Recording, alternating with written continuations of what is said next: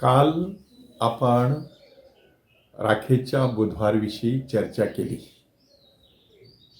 की राखेच्या बुधवारी भाविकांच्या कपाळाला राख का लावली जाते त्यावरती आपण चिंतन केलं.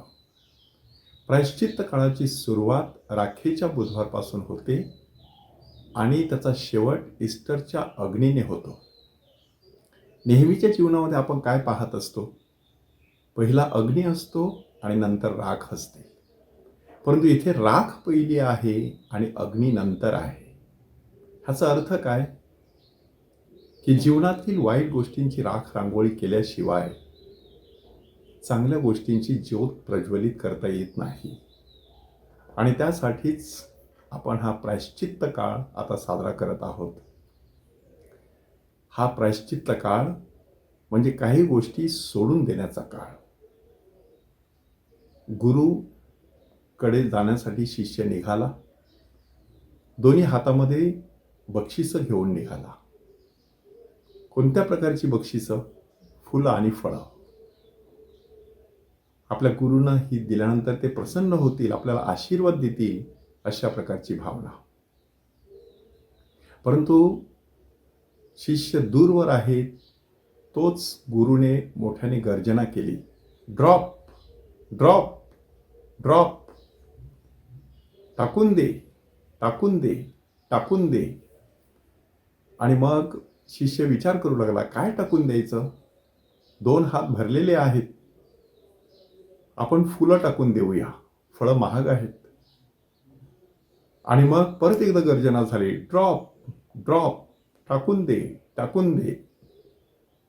आता काय टाकायचं? आणि मग शिष्याच्या मनात विचार आला, कदाचित गुरुंना फळं सुद्धा नको असतील, म्हणून त्याने फळं सुद्धा टाकून दिली. तरी सुद्धा गर्जना होतच राहिली, ड्रॉप, टाकून दे. आता मात्र तो विचार करायला लागला, काय टाकून द्यायचं? आणि मग चटकन त्याच्या डोक्यात प्रकाश पडला. फुलं टाकून दिली आहेत, फळं टाकून दिली आहेत, परंतु मन मात्र त्यांच्यामध्येच गुंतलेलं आहे. आसक्ती मात्र टाकून दिलेली नाही. आपण आसक्ती टाकून देऊया.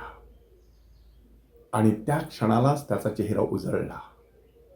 तो रिकाम्या हस्ते अगदी आनंदाने आपल्या गुरुकडे जाण्यासाठी तयार झाला. गुरुच्या लक्षात आलं आणि मग त्यावेळेला त्याने सांगितलं, आता तू माझ्याकडे येऊ शकतोस. आनंदाने शिष्य गुरुकडे गेला.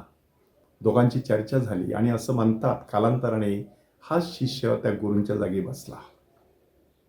संपूर्ण प्रसंग काय सांगतो? जीवनातल्या काही गोष्टी टाकून द्यायच्या असतात. विशेष करून ज्या गोष्टी नुसत्या निरुपयोगी आहेत त्याच नव्हे, तर ज्या हानिकारक आहेत त्या. आणि कोणत्या हानिकारक गोष्टी? ज्या आपल्याला प्रिय आहेत परंतु हानिकारक आहेत, अशा गोष्टी टाकून द्यायच्या. त्याच्यासाठी हा काळ आपल्याला देण्यात आलेला आहे. म्हणून आज प्रायश्चित्त काळाच्या दुसऱ्या दिवशी आपण हा एक प्रश्न स्वतःला विचारणार आहोत की ह्या प्रायश्चित्त काळात मी काय टाकून देणार आहे, कायमचं टाकून देणार आहे? तपासून पाहूया. हे ख्रिस्ता, आम्ही तुला भजतो आणि तुझी स्तुती करतो, कारण तुझ्या पवित्र क्रूसाद्वारे तू सर्व जगाचे तारण केले आहेस.